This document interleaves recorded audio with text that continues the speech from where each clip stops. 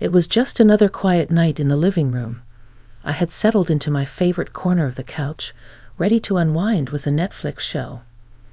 Little did I know my son would join me unexpectedly, and the evening would turn into something much more than I could have imagined. It wasn't the kind of night you plan for. It was the kind of night that stays with you long after the credits roll.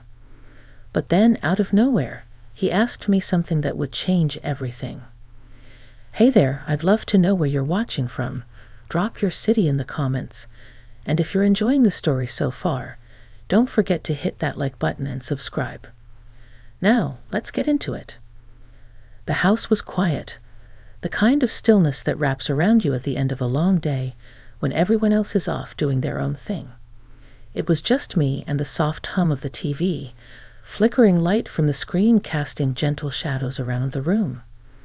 I'd settled in, stretched out, grabbed the blanket I keep on the couch for moments like this, and clicked on my show. I've always been a sucker for a good mystery, but tonight I didn't really care about the plot. I just needed a bit of escape. The house had always felt a little too big since my son had moved out. You'd think the silence would be something I'd get used to by now, but it never seemed to stick. I'd always told myself that it was okay, that things changed, but every so often, a wave of loneliness would hit me. I was about halfway through an episode when I heard the familiar sound of footsteps on the stairs. I turned just in time to see my son, Ben, standing in the doorway. He didn't say anything right away, just leaned against the frame and watched me.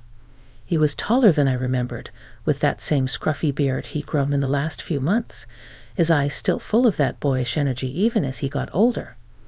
It felt strange, how quickly he'd grown up. Yet there he was, still my son. "Mind if I join you?" he asked, his voice low, a little hesitant, like he wasn't sure if it was okay. "Of course," I said, smiling. "Come on in." Ben dropped onto the couch beside me, pulling his feet up and curling into the corner. It was odd, seeing him here again like this, his presence so familiar, yet so distant at the same time. The air between us was different now, less crowded with the everyday chatter of parent-child life. He was more adult now, but still, my son. We settled into an easy silence, the kind that feels comfortable when you don't have to force words. I didn't ask him about his day, or what was going on in his life. Somehow, it felt like the moment didn't need it. We just existed together, side by side, letting the screen pull us into its world. About halfway through the episode, I glanced over at him. Ben wasn't really watching the show anymore. His eyes were focused on the screen, but his expression was different, serious, almost. It felt like something was on his mind, something more than just the random thoughts that came with a casual evening. "You okay?" I asked, my voice quieter than usual. He looked at me, but didn't answer right away. For a moment, I thought maybe he hadn't heard me, but then he exhaled deeply and set the remote down on the coffee table. He seemed to hesitate for a second, like he was trying to figure out how to start whatever he was about to say.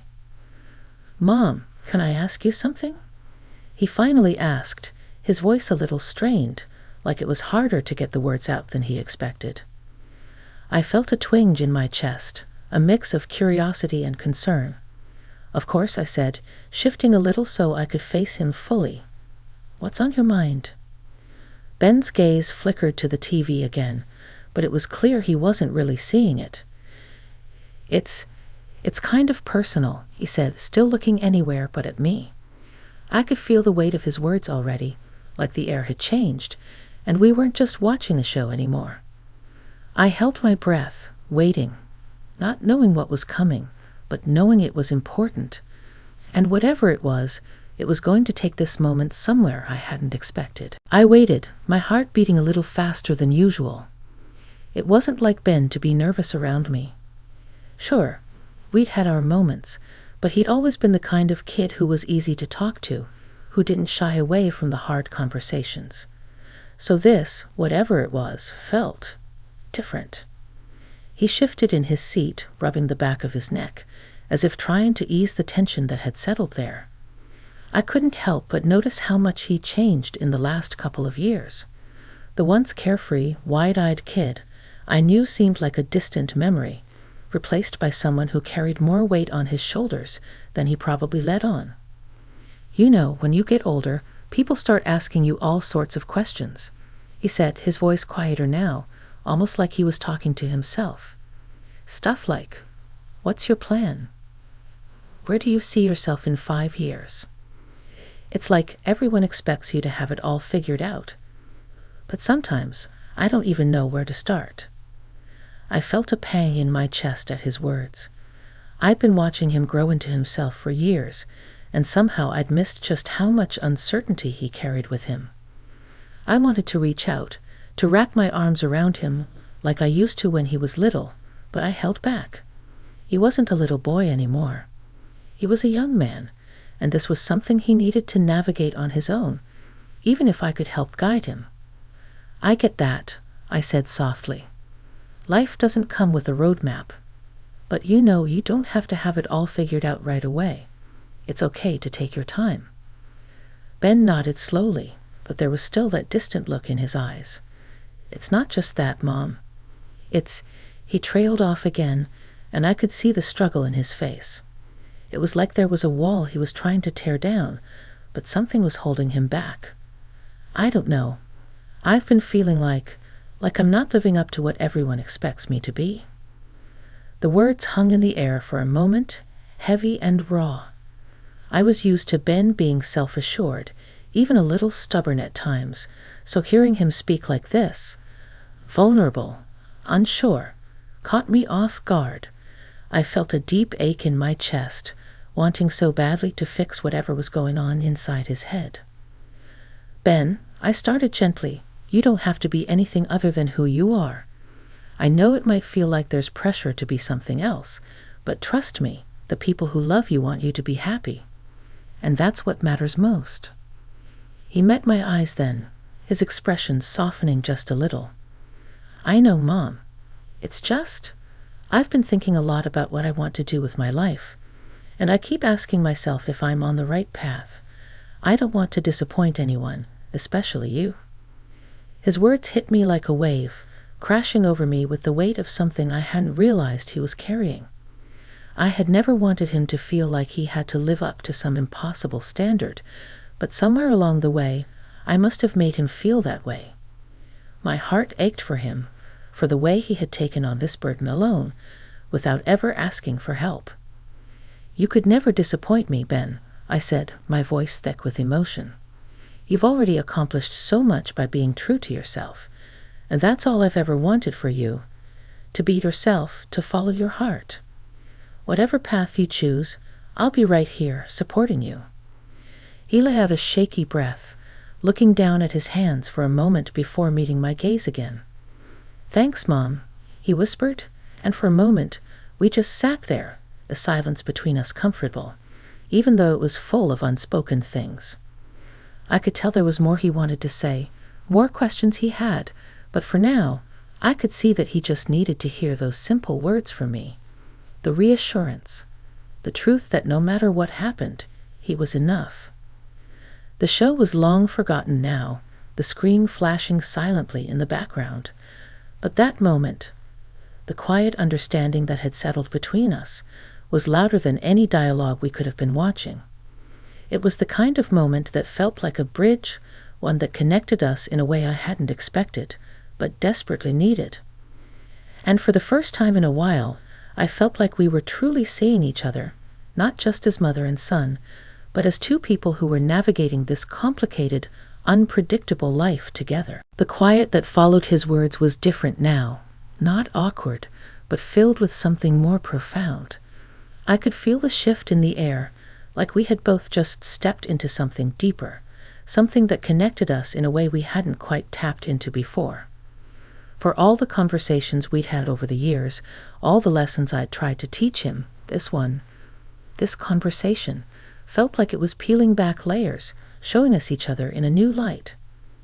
Ben shifted again, this time sitting up a little straighter, his face more serious than I'd ever seen it. Mom, he said, his voice quieter now, as if he were choosing each word carefully. There's something I've been thinking about for a while. It's not just about my future or what I'm supposed to do. It's about how I've been looking at everything. Like the choices I've made, the things I thought were important. I wasn't sure where he was going with this, but my instincts told me it was something significant. I set the remote down and leaned forward slightly, giving him my full attention. I wanted him to know that whatever was coming, he didn't have to face it alone. "Go on," I said softly, my voice steady. Ben paused, like he was trying to find the right words. He ran his hand through his hair, his usual way of working through a tough thought, then let out a long breath. "I don't know, Mom. I think I've been so focused on what everyone else wants from me, what's expected of me. I think I've forgotten what I really want." I could feel my heart ache again, this time for him, for the weight he must have been carrying all on his own. The pressure to succeed, to fit into some mold that others had made for him, it had consumed him more than I realized. "I've always tried to make you proud," he continued, his voice quieter now, almost hesitant. "But I think I've been so wrapped up in that, in trying to meet other people's expectations, that I lost sight of what makes me happy." The words hung between us, both raw and vulnerable. He was admitting something to me, and maybe even to himself, that I'd always hoped he'd find the courage to face. The idea that his happiness, his peace of mind, had to come from within, not from the approval of others. I reached out and placed a hand on his, giving it a gentle squeeze. "Ben, I've always been proud of you. Not because of what you've done or how much you've achieved, but because of who you are. And you don't have to live up to anyone else's expectations. The only one you need to make proud is yourself." He looked down at our hands, his thumb brushing over my knuckles, then nodded slowly. His eyes were shiny, but not with tears. More like the weight of everything he'd been holding in was starting to lift. He looked up at me then, his gaze soft but searching, like he was trying to piece together something that had eluded him for years. "I guess I've been so scared of making the wrong choice," he said after a beat. "Like if I don't follow the path everyone thinks I should, I'll mess up or disappoint you. But I don't want to keep living in that fear." I could feel my chest tighten with emotion, and my voice came out a little hoarse as I answered, "Fear is a tough thing to carry around, Ben. But sometimes it's the mistakes, the things we learn along the way, that teach us the most. And I'm not going anywhere. I'm here, no matter what." His eyes softened at my words, and for the first time all night, I saw a flicker of relief pass through him. The kind of relief that comes when someone lets go of something heavy they've been holding for too long.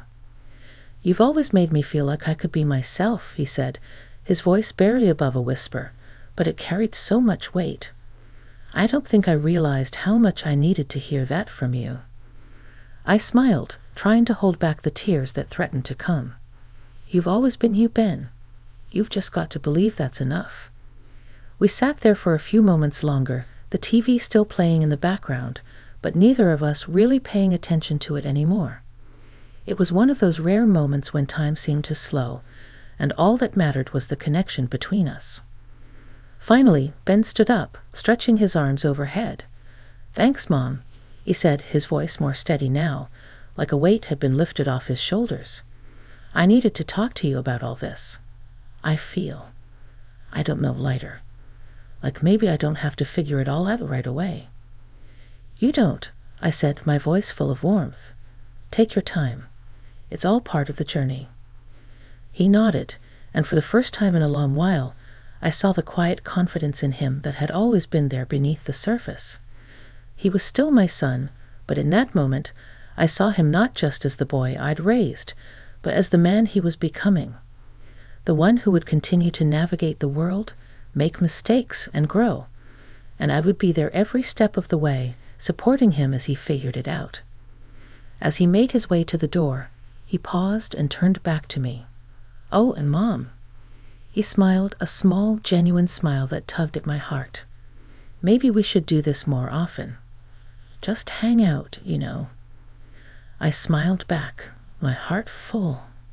I'd like that. The next few days felt different. It wasn't as though everything magically clicked into place for Ben, or that some grand transformation happened overnight. But there was a shift, a quieter understanding between us. I noticed it in the way he'd drop by after work, more often than he had before, or how he'd sit down to talk, not because he had something specific to say, but because he just wanted to be present. And I started to realize that, maybe for the first time, Ben was starting to feel comfortable in his own skin, like he was learning to trust himself more, without worrying about what anyone else thought. I had a few moments to reflect on our conversation. The weight of it still lingered in my heart, but it felt more like a soft presence, reminding me of the importance of listening, of giving him space to figure things out, but also reminding me how much he still needed me, even if it wasn't in the way I thought. It was the following weekend when Ben called me. It was early on a Saturday morning, the house still quiet, the soft light of the sun creeping through the curtains. I was sipping my coffee in the kitchen when my phone buzzed on the counter.